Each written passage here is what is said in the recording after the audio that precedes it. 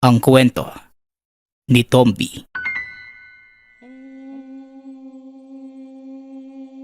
Ang kwentong ito ay hango sa totoong buhay. Mula ito sa isa nating tagapakinig. Naitago na lang natin sa pangalang Celso. Taong 1973. Tigbawan, Iloilo. Celso, nariyan na si Mang Hiner. Tara, salubungin natin. Wika ng kaibigang si Buboy. Masayang nakabang ang magkaibigan sa tuwing darating si Mang Hiner. Nabatik ang mga ngaso sa lugar. Tara, mukhang madaming bitbit si Mang Hiner, oh. Tulungan natin. Wika ni Celso.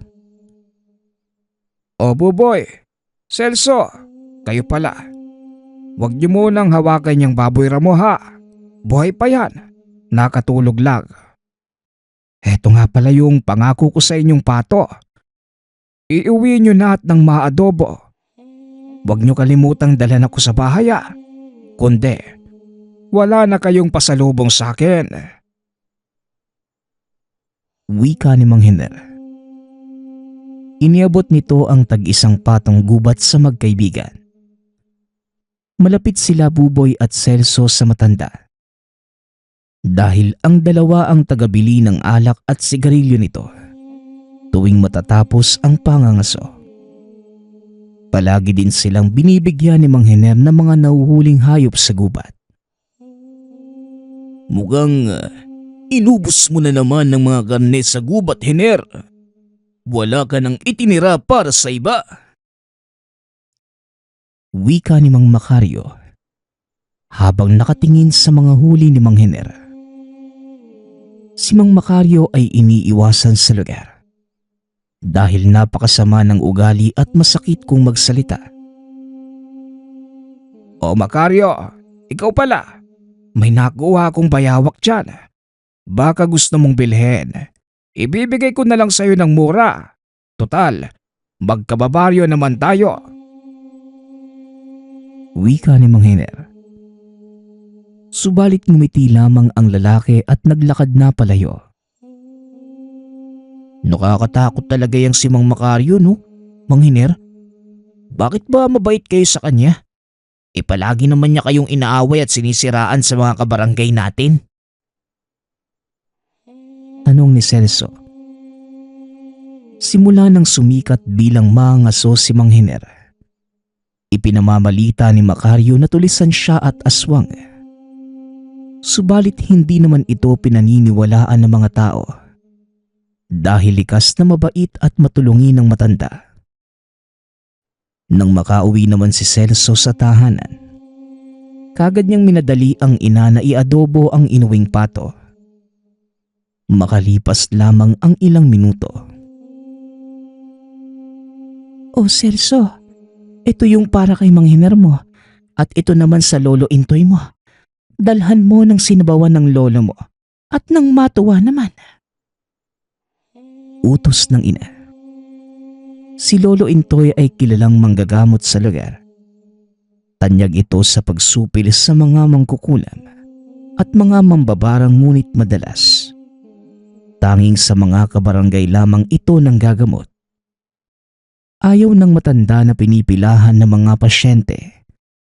Dagdag pa ni Lolo Intoy, matanda na ito at sinusumpong na ng pag-uulyanin. Kaya napapadalas na ang pagiging masungit. Lolo, nariyan po ba kayo? Papasok na ako ha? Wika ni Celso. Nakasalukuyang nasa bakuran ng matanda. Apo, tinola ba yung naaamoy ko? Mabuti naman at naalala pa ako ng nanay mo. Abay akala ko limot na niyang meron pa siyang tatay. Oh, bakit ganyan ang ngiti mo? Tanong ni Lolo Intoy. Lolo, naalala niyo pa ba yung sabi niyo sa akin nung nakaraan? Ang sabi niyo, May ibibigay kayo sa aking anting-anting eh. Yung gamit nyo nung binata pa kayo, nung nanunugis pa kayo ng mga aswang.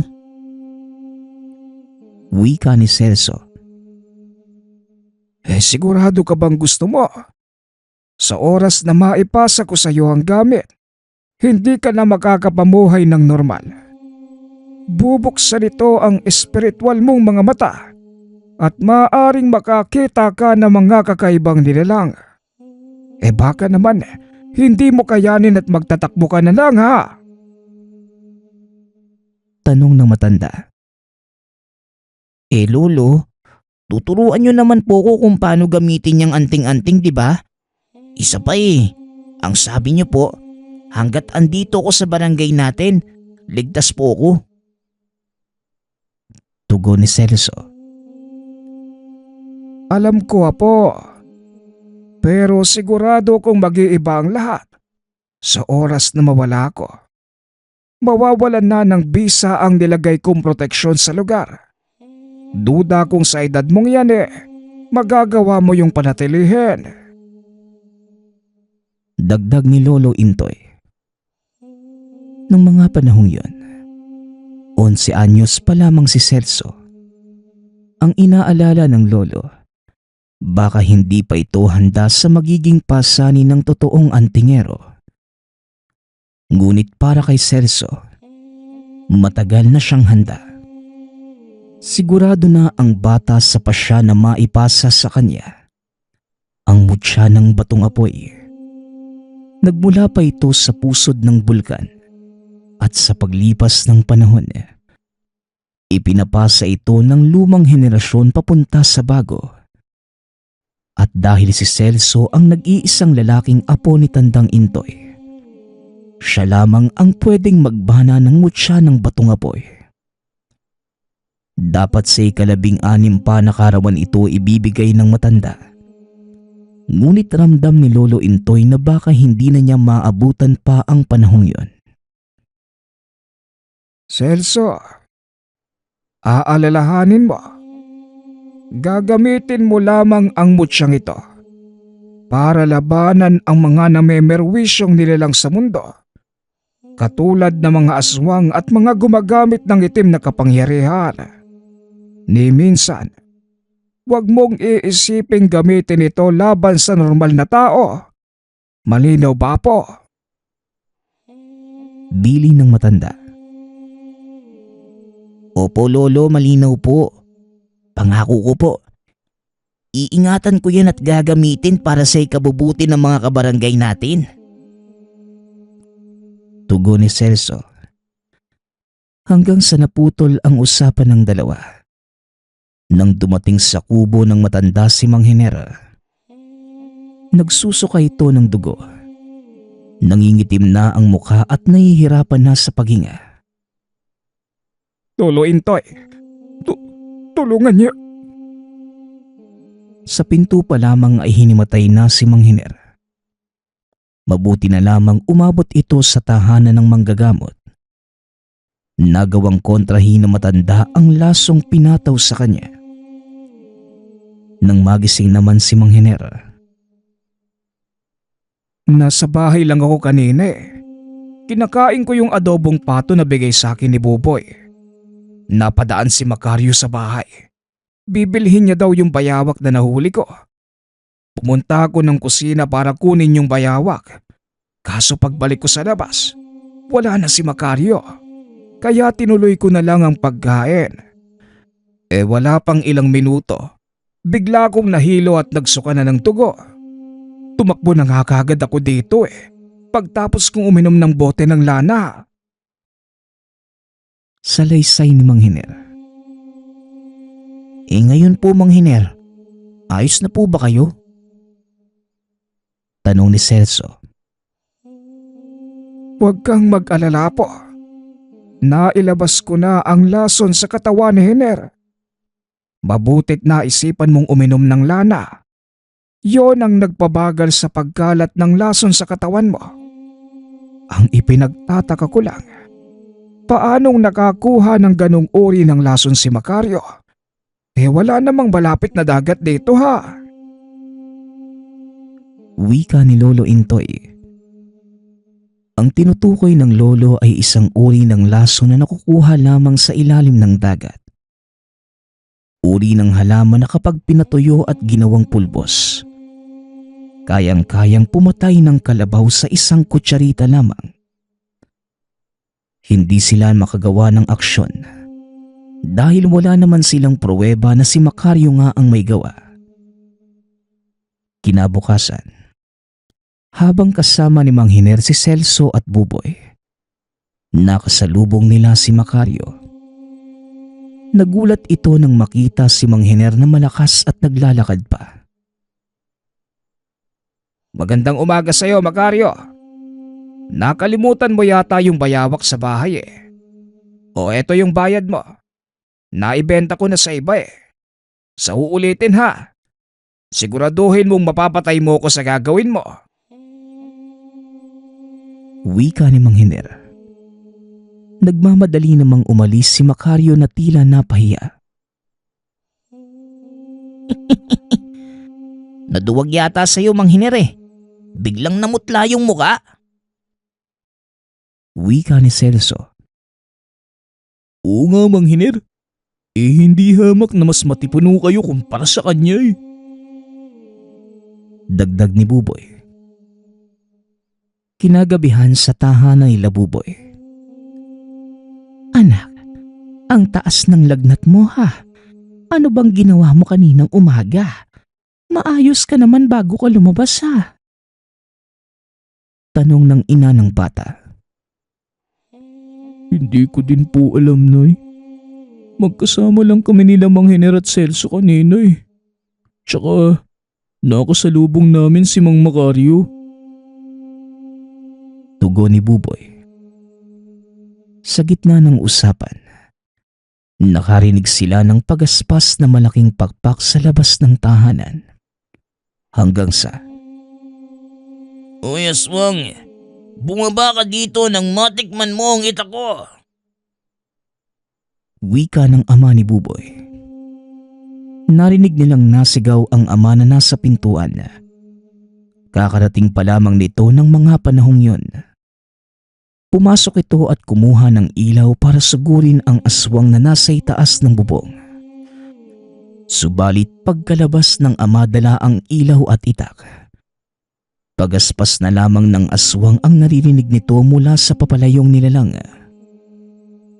Bukas, pupunta tayo kay Lolo Intoy. Ipapagamot kita, anak.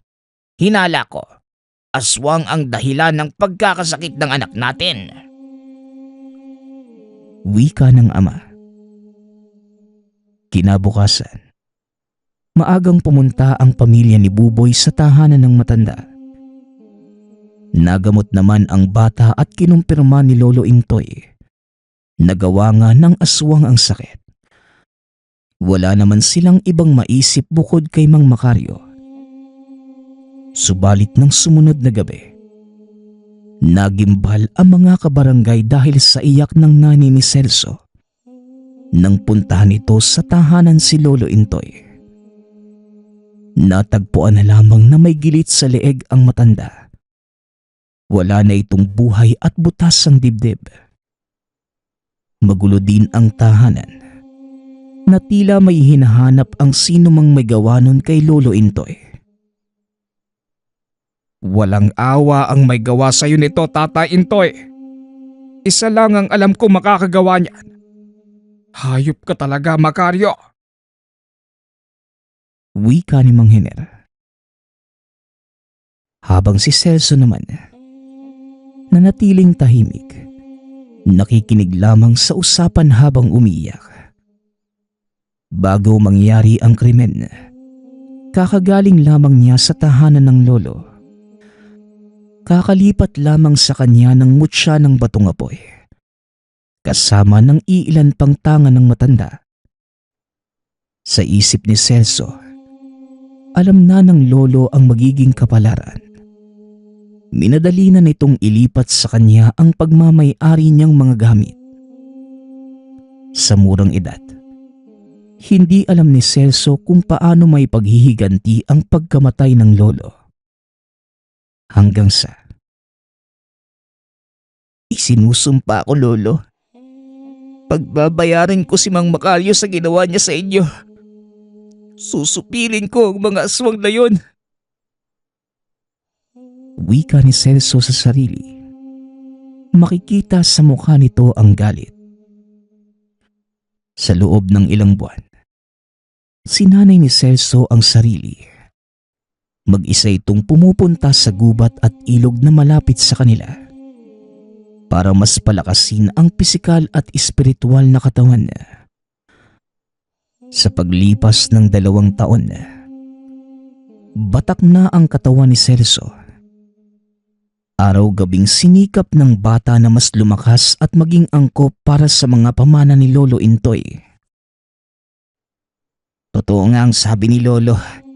Noong mga nakaraang araw, marami na akong nakikitang elemento sa gubat. Meron pa nga mga puting duwende habang nagsasanay ako eh. Wika ni Celso sa sarili. Sa tingin ng bata, sapat na ang lakas para magamit ang kakayahan ng mutya. Dahil ayon kay Lolo Intoy, magbubukas lamang ang espiritual na mata kapag sapat na ang lakas at kakayahan. Sa palagay ko, ito na ang oras para kaharapin ko ang aswang na pumatay kay Lolo. Kumanda ka lang sa akin, Mang Macario. Wika ng bata. Naghanda na si Celso. Balak niyang palihim na salakayin ang tahanan ni Mang Macario sa darating na Sabado.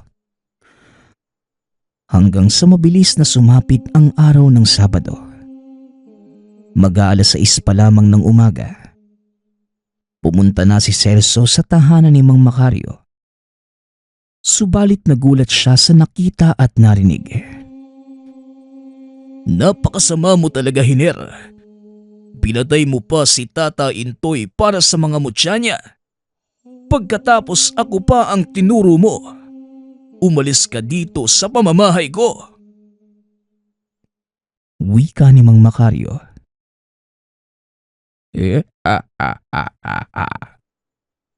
Pasensyahan na lang tayo, Macario. Mainit ka na sa mata ng mga kabarangay natin. Hindi sana siya mamamatay kung ibinigay niya sa akin ang mutya ng batong apoy. Nagkamali siya nang iligtas niya ako sa panlalason mo. Pero wag kang mag-alala. Hindi kita papatayin. Wala din namang maniniwala sa'yo kapag sinabi mong ako ang aswang na pumatay sa matandang yon. Wika ni Mang Hiner. Nagpalit ito ng anyo at umalis sa tahanan ni Mang Macario. Tandaan mo ito, Hiner. May araw ka ding aswang ka. May gaganti ko din ang tatay ko at si Tata Intoy. Wika ni Macario. Mula sa likod ng bahay biglang nakarinig ng kaluskos si Mang Macario. Naroon si Celso na nooy labis ang puot at umiiyak dahil sa narinig. Sinong nariyan?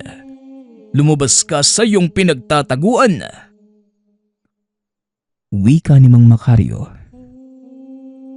Mula sa dilim, unti-unting lumalabas ang batang si Celso. Celso, anong ginagawa mo dito? Narinig mo ba ang lahat ng napag-usapan namin ng aswang na yon? Tanong ni Mang Macario. Opo, Mang Macario. Buong akala ko, kayo ang may sala sa pagkamatay ni Lolo. Narito nga po sana ako para tapusin ka eh. Pero narinig ko po ang lahat. Hindi ko mapapatawad si Mang Hiner. Pinagkatiwalaan namin siya ni Lolo eh. Tugon ni Celso. Dito ikwinento ni Mang Macario ang totoong pangyayari.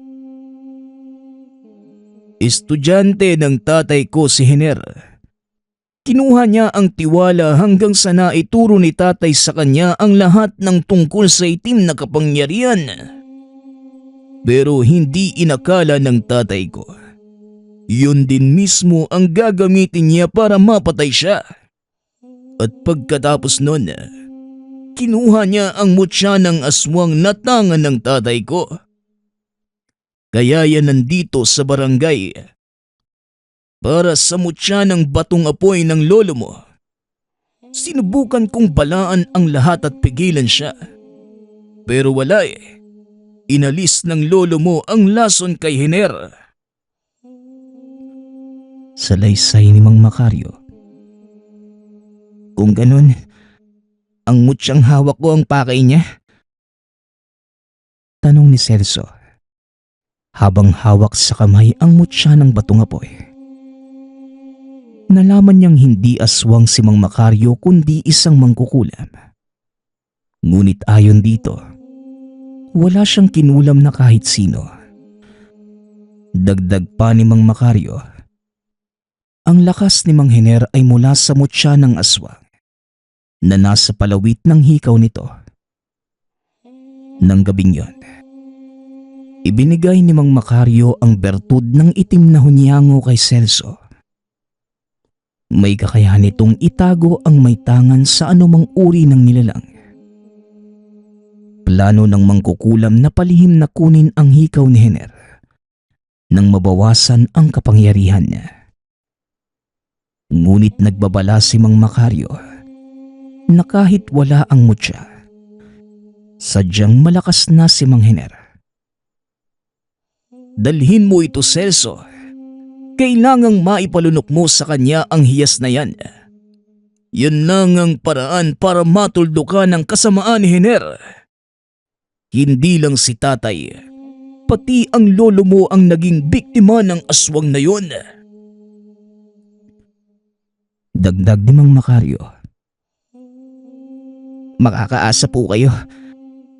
Ngayong gabi, tatapusin ko na ang kasamaan ni Mang Hiner. Tugon ni Celso. Kaagad namang pumunta ang bata sa tahanan ni Mang Hiner. Malayo pa lamang, ginamit na ni Celso ang bisa ng itim na hunyango. Itinago ang sarili. Nadatnan pa niya si Mang Hiner habang nilalapa ang babaeng biktima. Gusto sanang sugurin ni Celso ang aswang. Ngunit pinakalma niya ang sarili para maisagawa ang plano. Sisiguraduhin kong hindi ka naaabutan ng umaga. Aswang ka! Wika ni Celso sa sarili. Dahan-dahan itong papalapit kay Mang Hiner. Ngunit nang akma na sanang hahablutin ni Celso ang hikaw, nakaiwas si Mang Hiner. Dahilan kaya napaatras ang bata. Kung sino ka man, nararamdaman ko ang presensya mo. Balak mo pang kunin itong hiyas ko. Malabong si Makaryo ka. Mas malakas ang presensya mo kesa sa kanya. Wika ni Mang Hiner. Nag-iisip si Celso kung paano aatake. Kahit hindi nakikita ngunit nararamdaman naman siya. Sige. Gusto mong maglaro ah. Subukan mong kunin. Hamon ni Mang Hiner. Sabay lunok sa mutya. Kaagad naman itong nag-anyong aswang. Mas pinalalakas ng mutya ang mga kakayahan ni Mang Hiner. Pangamoy, paningin pati na rin pandinig. Kaya nalalaman na niya kung nasan si Celso. Andiyan ka lang pala eh. O sige, tignan natin ang tibay mo. Wika nito sabay sugod sa bata. Mabilis ang aswang. Kaya hindi na nakaiwas si Celso at tinamaan ng malakas na suntok. Dahilan upang tumilapon siya at mawala ang bisa ng hunyango. Sa oras na mawalay ang gamit sa katawan ng bata, mawawala rin ang bigay nitong sa bulag. Celso, aba, tignan mo nga naman ang kapalaran. Ikaw na mismo ang lumapit sa akin. Sabihin mo, sa'yo ipinasa ng matanda ang hinahanap kong bato. Tama ba ako? Tanong ni Mang Hiner. Hindi mo to sa akin makukuha. Sisiguraduhin ko. Dito ka na mamamatay, aswang ka. Tugon ni Celso. Mabilis na tumayo ang bata at sinugod ang aswang gamit ang itak. Patuloy niya itong inuundayan. Subalit hindi yun tumatama. Doon niya napagtanto na napakalayo pa ng kakayahan niya kumpara sa kakayahan ni Mang Hiner. Ngunit hindi pinanghinaan ng loob si Celso. Ano bata? Hanggang dyan na lang ba ang kaya mo? Aba hindi pa nga ako pinagpapawisan Hindi sa'yo nababagay ang mutya na yan. Mabuti pang ibigay mo na lang sa akin. Pangako, bubuhayin pa kita. Wika ng aswang. Di subukan mong kunin kung kaya mo. Tugon ni Celso. Biglang sumugod si Mang Hiner at nasakal ang bata. Isinadsad sa lupa at buong lakas na sinakal gamit ang dalawang kamay. Ano bata? Akala ko ba papatahin mo ko ngayong gabi? Pasensyahan na lang tayo. Ikamusta mo na lang ako sa lolo mo. Wika ni Mang Hiner. Habang si Celso naman, halos mabali na ang leeg sa lakas ng pagkakasakal sa kanya. Ngunit, mula sa likod, tumagos ang dalawang itak sa dibdib ni Mang Hiner. Celso, ang hiyas! Sigaw ni Mang Macario. Doon lamang lumuwag ang pagkakasakal sa kanya ni Mang Hiner. At dahil sa natamong pinsala, kaagad nitong isinubo kay Mang Hiner ang hiyas na binigay sa kanya. Kasabay ng pagsuntok sa leeg, dahilan upang malunok ni Mang Hiner ang hiyas. Mula sa tenga, ilong, at bibig ay bumulwak ang dugo. Unti-unting lumiit ang katawan ni Mang Hiner.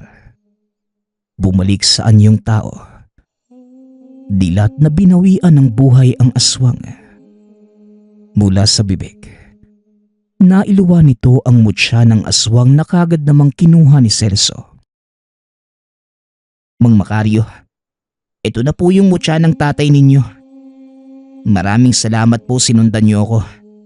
Kung hindi po dahil sa inyo, baka napatay na din ako ni Mang Hiner. Wika ni Celso. Ako ang dapat magpasalamat sa iyo, bata. Kung hindi dahil sa iyo, malamang mas marami pang mabibiktima ang aswang na yan.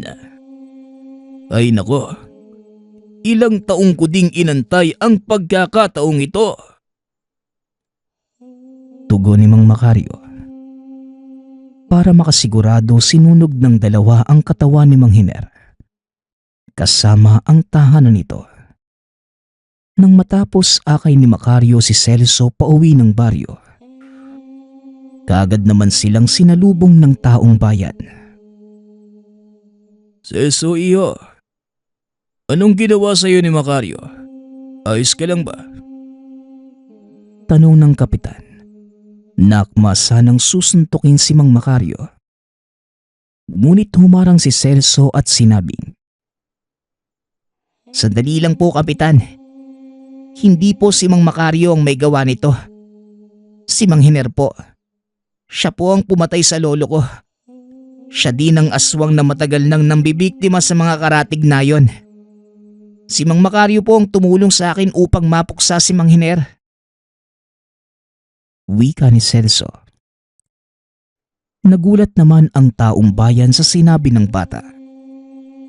Hindi nila inakala na ang matagal na nilang pinaghihinala ang aswang, siya pa mismo ang tumulong sa kanila. Sa kabila ng mga panghuhusga at pangungutya, hindi sila iniwan ni Macario. Matapos ang pangyayaring yun, si Mang Macario mismo ang nagturo kay Celso ng mga kaalaman para mas makatulong ito sa taong bayan. Hanggang sa unti-unting naging mahusay si Celso, hindi lang sa larangan ng pakikidigma, kundi maging sa panggagamot. Magpasa hanggang ngayon, hindi pa rin nalilimutan ni Celso ang aral ng nakaraan na hindi lahat ng akalang mabuti ay kaibigan at hindi lahat ng sinasabi nito ay katotohanan. Ang susunod nating kwento ay mula sa isa nating tagapakinig. Naitago na lang natin sa pangalang Ruben. Taong 1973. Probinsya ng Aklan. Hanggang kailan mo ba ako balak sundan, bata? Wala akong kende. Saka baka mamaya hinahanap ka na ng mga magulang mo. Wika ni Tata Goryo. Ermitanyong tagabundok na bumababa sa bayan para ibenta ang sariling gawang gamot. Tanyag dahil lahat ng paninda ng matanda, mabisa laban sa mga sakit, maging sa mga kulam at gayuma. Dahil dito, nagkaroon ng interes sa kanya ang batang si Ruben, na 13 gulang pa lamang na mga panahong yun.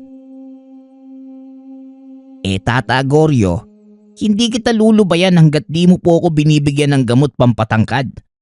Palagi na lang ako napagkakatuwaan sa eskwela. Maliit daw ako at nakakasawa ng pakinggan yung pangasar nila. Kaya sige na, Tata Goryo, bigyan niyo na po ako ng gamot pampatangkad.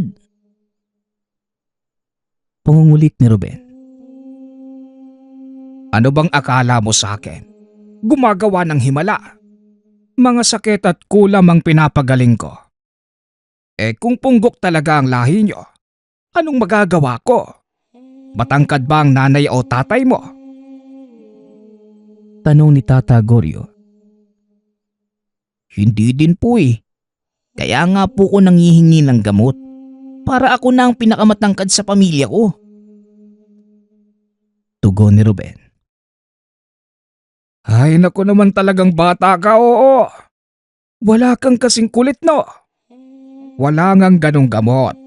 Ang mabuti pa, matulog ka sa hapon. At baka magkapag-asa pa. Saka ikaw ba natuli ka na ba? Mamaya supot ka pa pala kaya ganyan. Buling wika ng ermitanyo. Nahiya naman si Ruben sa tinanong na matanda. Hindi nagkakamali si Mang Goryo. Takot sa dugo o sugat si Ruben. Kaya hindi pa ito nagpapatuli. Nang marating na matanda ang paanan ng bundok kung saan nakatira, nakita niyang naroon pa din si Ruben.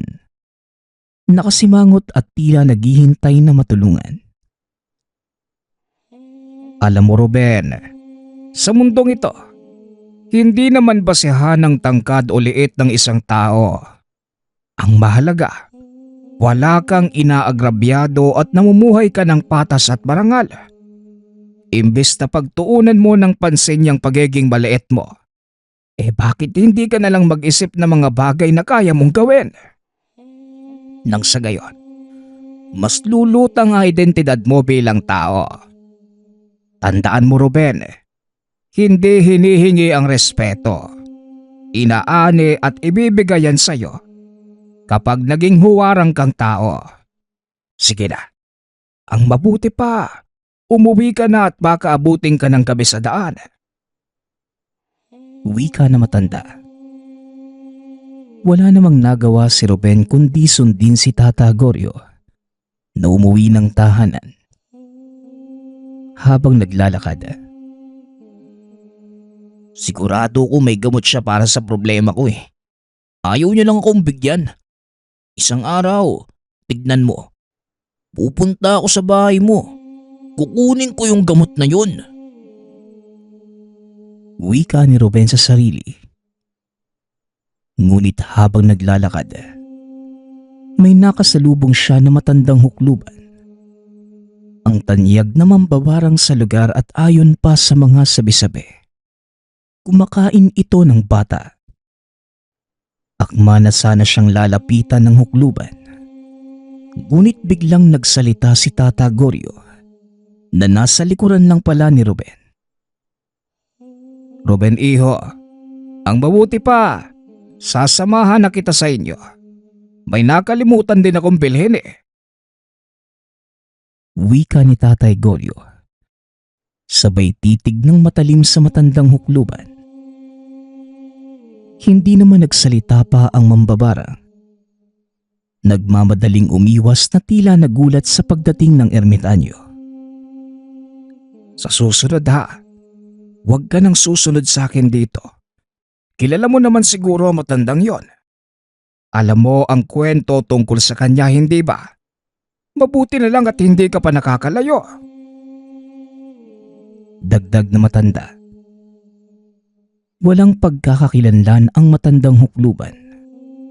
Madalas lamang itong makitang naglalakad sa kalsada.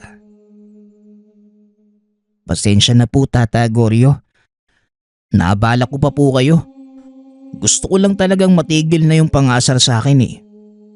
Kung wala po talagang gamot para dito, wala na po ako magagawa. Pero Tata Goryo, bakit po ba palaging dito nakikita yung matandang hukluban? Tanong ni Ruben. Alam mo iho, ang bundok na tirahan ko ay hindi lang tahanan ng kagaya kong manggagamot. Merong ding may kaalaman sa kaliwa na nasa lugar. Kagaya ng matandang hukluban na yon, nabantog sa pambabarang.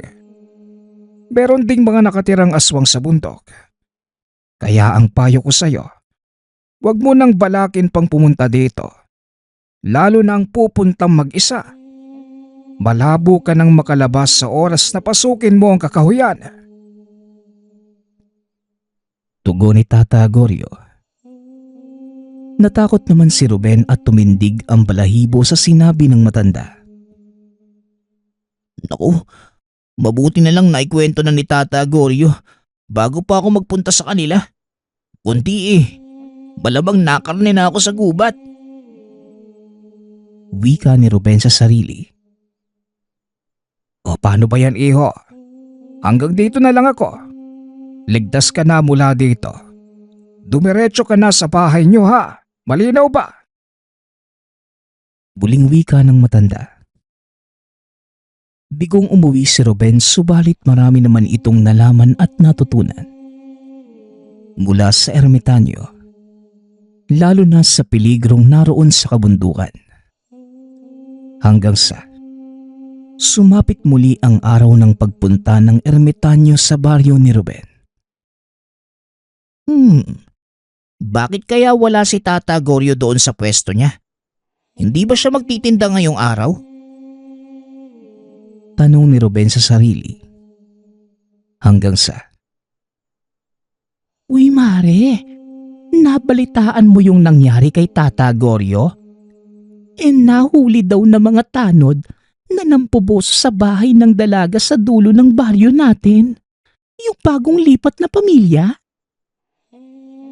Uy talaga Mare, kaya ako, duda talaga ako sa matandang yun eh. Ula ko, ginagamit lang niya ang pagtitinda ng gamot. Siguro siya din yung taong nakita ng asawa ko.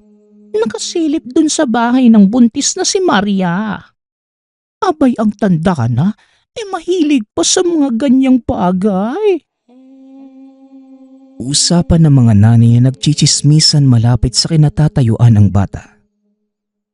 Mabilis itong kumalat sa baryo kung kaya pinagbawalan na ang matandang tumapak sa lugar. Kung dati ermitanyong Tata Goryo ang bansag sa kanya, ngayon ay matandang mahilig dahil sa ginawang pamboboso. Hindi, nagkakamali lang sila. Alam kong hindi magagawa ni Tata Goryo ang mga paratang nila. Papatunayan ko yan. Wika ng batang si Ruben. Nag-iisa lamang siya sa lugar na hindi naniniwala na masamang tao si Tata Goryo. Dahil noong minsan ay tinulungan siya nito. Isang araw, napabalita sa buong baryo ang pagkamatay ng isang buntis sa kalapit na barangay.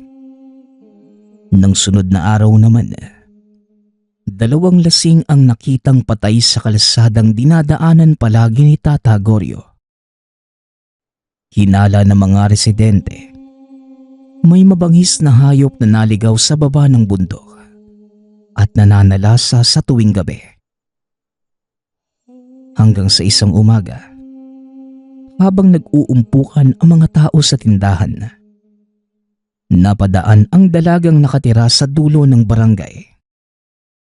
Si Glenda, na mayumi at mahiyaing babae. Iba talaga ang ganda niyang si Glenda. Kahit napakasimple ng pananamit, nangingibabaw ang ganda at alindog. Kaya nga hindi na ako magtataka pa. Kaya siya binusuhan ni matandang mahilig. Wika ng lalaki, na sinang-ayunan naman ng lahat ng kalalakihan na naroon. Kada Biyernes ng umaga nakikita nilang naglalakad si Glenda sa baryo mula sa kabundukan. Hinala pa ng iba, meron itong kinakatagpo sa baryo. Habang si Ruben naman, nagmumukmok. Gusto nang makita si Tata Goryo at makausap. Nais ng batang malaman ang totoo. At isa pa, ito lamang ang taong hindi ginagawang katatawanan ang liit at itsura.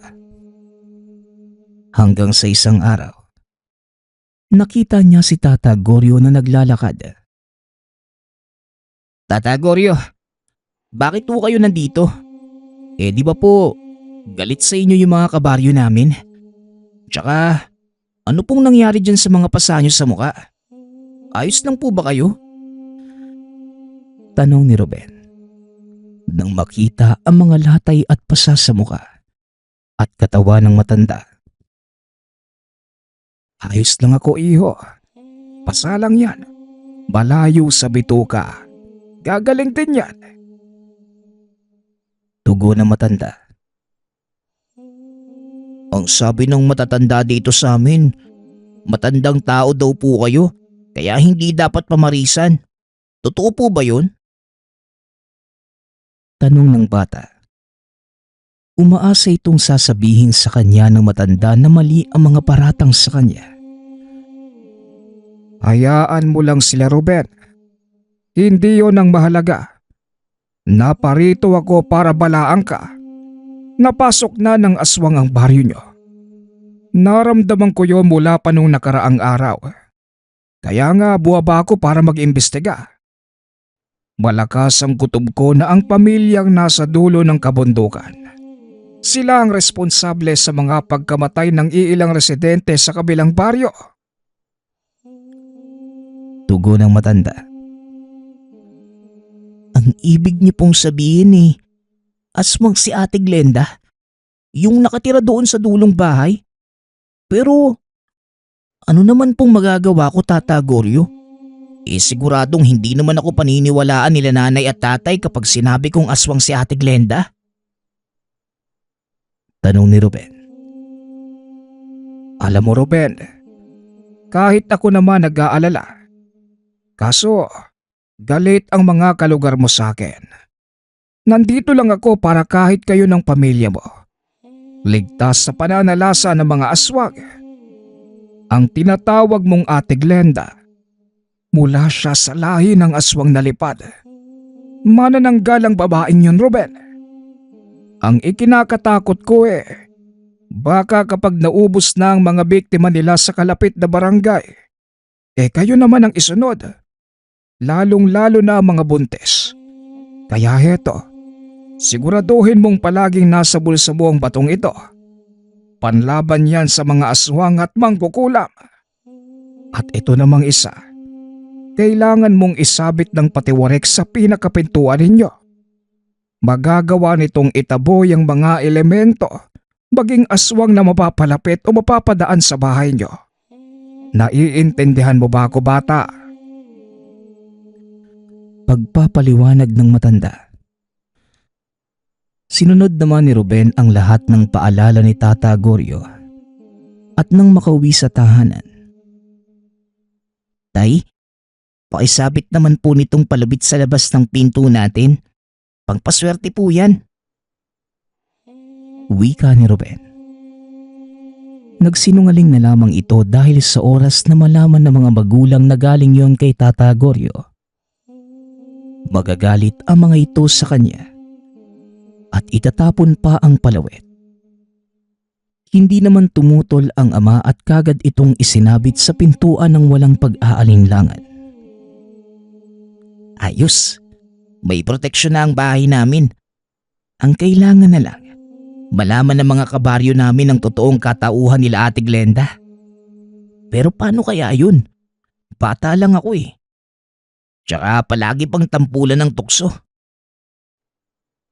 Tanong ng bata sa sarili. Wala itong maisip na paraan para magawa ang balak. Hanggang sa may isang tagpo na bumago sa pananaw ng mga kabaryo. Tay, ano pong nangyayari? Ang ingay naman po sa labas. Ano bang meron? Tanong ni Ruben. Isang gabi nang maalimpungatan ito dahil sa ingay ng mga residente sa labas. Dito ka lang anak sa loob. Huwag kang lalabas. Yung kapitbahay nating buntis na si Aling Merla, inatake ng aswang eh. Wala na yung bata. Patay din si Aling Merla nang makita ng asawa eh. Kanina paglabas ko, nakita ko mismo yung aswang eh. Sigurado ko manananggal yun. May malaking pakpak, putol ang katawan tsaka ang pangit ng itsura. Mabuti na lang hindi tayo ang sinalakay. Halos kalapit lang natin sila Aling Merle. Tugon ng ama. Kinabukasan kumalat ang balita sa buong baryo. Tungkol sa manananggal na nananalasa sa lugar. Balisa ang lahat dahil alam nilang wala silang makakatulong sa pagsugpo sa aswang. Lalo na't pinagtabuyan nila sa baryo si Tata Goryo na nag-iisang manggagamot at makakasupil sa nilalang. Hindi na malaman maging ng kapitan ang dapat gawin. Patuloy pa rin ang pagkamatay ng mga alagang hayop. Kahit umaga ay takot na din ang iilan sa mga residente sa mga palayan. Dahil sa takot na baka salakayin sila ng aswang sa gitna ng bukid, kung saan walang ibang tao. Pinagsisihan ng mga residente ang nagawa nila sa matanda. Subalit kahit anong pagsisisi, nagpasya na ang manggagamot na hindi tulungan ang baryo. Tanging ang pamilya lamang ni Ruben ang inaalala nito. Dahil naibigay na niya ang pangontra sa bata, panatag na itong hindi mapapano si Ruben. Masyado nang malala ang pamimeste ng mga aswang na yan. Halos wala nang lumalabas ng bahay oh. Kahit mga tauhan ni Kapitan. Ayaw na rin rumonda. Kung narito lang sana si Tata Goryo nabigyan niya sana tayo ng solusyon. Wika ng ama ni Ruben habang naghahapunan. Tay, hindi po natin masisisi si Tata Goryo. Hinusgahan po siya ng mga tao Ang mas malala pa, binugbog po siya ng mga tao. Puro pasa nga po yung mukha niya nang magpunta dito noong isang araw. Tugon ni Ruben. Natigilan naman ng ama at napatitig sa anak. Teka anak, anong ibig mong sabihin? Nagpunta dito ang matanda? Bakit naman? Tanong ng ama. Tay, ang sabi niya po sa akin, nag-aalala po siya sa pamilya natin. Kaya inabot niya sa akin itong bato, pangontra daw sa aswang. Tsaka yung palawit na nasa labas ng bahay. Pangtaboy po yun ng aswang. Hanggat nakasabit po yun sa pinto natin, hindi tayo papasukin ng mga aswang. Meron pa bang ibang bilin sa iyo matanda na? Baka sakaling makatulong yun sa baryo. Wala na po tay. Pero ang sabi niya, hindi naman totoo na nambuboso siya. Nagmamasid lang siya sa bahay nila Ate Glenda.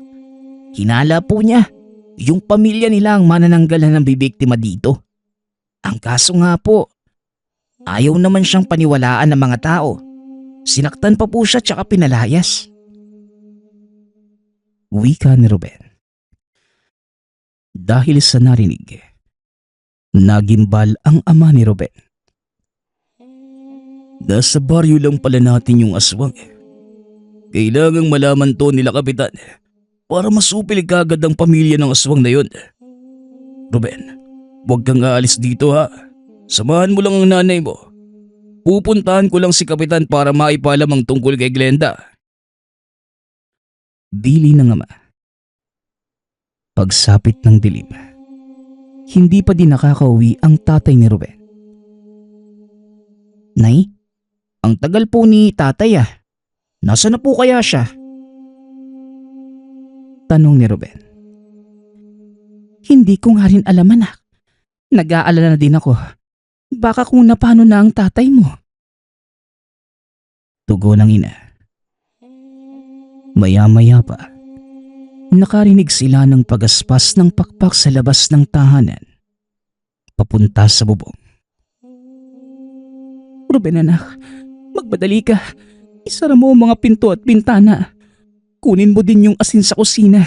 Nandiyan na yung manananggal. Wika ng ina. Kagad naman itong sinunod ng bata. Kinuha ni Ruben ang asin sa kusina, pati na rin ang itak.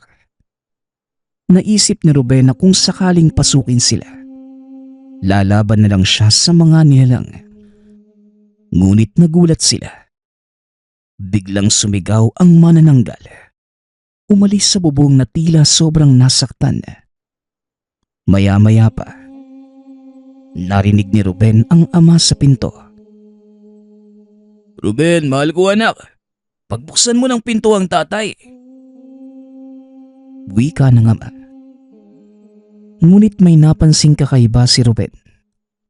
Ni minsan ay hindi niya narinig ang ama na ganun magsalita. Dito lamang niya napagtanto na hindi yon ang ama. Ngunit maya-maya pa, biglang humangin ng malakas at dahil dito, nalaglag ang pangontrang nakasabit sa pintuan. Ngayon mas malapit na ang boses sa pinto nila. Ruben, iyo. Bakit hindi mo ako pagbuksan ng pinto? Nang makapasok ang tatay mo. Wika ng nilalang na nagpapanggap na ama ni Ruben. Maya-maya narinig nila na may dumapo muli sa bubungan. Bukod pa sa nilalang na nasa pinto. Aray, anak, ang tiyan ko sumasakit. Madali ka, samahan mo ko sa kwarto. Daing ng ina. Bigla na lamang sumakit ang tiyan nito sa hindi malamang dahilan. Nanay, ano pong gagawin natin? Wala pa po si tatay. Tanong ni Ruben, na tila natataranta na ng mga sandaling yun. Hanggang sa hinawi na ng nilalang ang bubong na pawid. Nakita ng mag-ina ang mapupulang mata nito habang nakatitig sa kanila. Maya-maya pa, narinig na niya ang ama sa labas at hinahamon ang nilalang na nasa bubong. Kasunod ng boses ng matanda na pamilyar sa kanya. Tata Goryo, Nay, nasa labas na si tatay. Kasama si Tata Goryo. Wika ni Ruben. Nabuhayan ito ng pag-asa. Mabilis na nag-usal ng mga buhay na salita si Tata Goryo. Napansin naman ng ama ni Ruben na tila nagbabago ang boses ng matanda habang nagsasalita. Maya-maya pa nalaglag na sa lupa ang manananggal na nakatitig sa mag-ina. Nang bumagsak ito sa lupa, kaagad itong sinunggaban at sinaksak ng tatay ni Ruben. Doon lamang binuksan ni Ruben ang pinto at sabik na binati ang dalawa. Tatay, mabuti po nakabalik na kayo. Tata Goryo, maraming salamat po. Wika ni Ruben. Nang humupa ang tensyon, doon lamang pinaliwanag ng ama ang nangyari. Pasensya na kayo anak ha. Natagalan ako sa labas. Nang ipaalam ko kay Kapitan yung tungkol kay Glenda, kaagad kami nag-organisa ng grupo na susugod sa bahay ng mga aswang.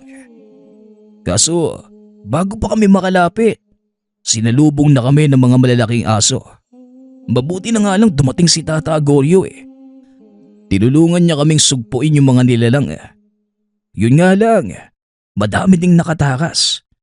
Kaya nang malaman yun ni Tata Goryo, sinabihan niya ako magmadali ng umuwi. Mabuti nga at umabot kami. Pagpapaliwanag ng ama. Tama ang tatay mo, Ruben. Mabuti na abutan namin kayo. Saka kung hindi nyo alam, nagdadalang tao ang nanay mo. Baaring yan ang dahilan kung bakit sinalakay kayo. Bueno, yaman na din lang na narito na ako. Bukas na ako uuwi. Baka naman kahit papano, may pagkain dyan oh. Tanong ng matanda. Kinabukasan, lahat ng mga residente nasa labas ng tahanan. Isa-isa itong humingi ng tawad at nagpapasalamat kay Tata Goryo.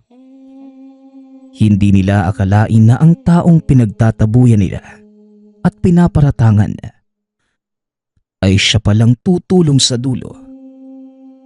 Ang ermitanyong minsang binansagan na matandang mahilig. Nagpapasalamat nga pala ako sa lahat ng sumusuporta sa ating channel. Nawa ay patuloy niyong suportahan at pakinggan ang ating mga kwento. Hanggang sa muling pakikinig. Paalam.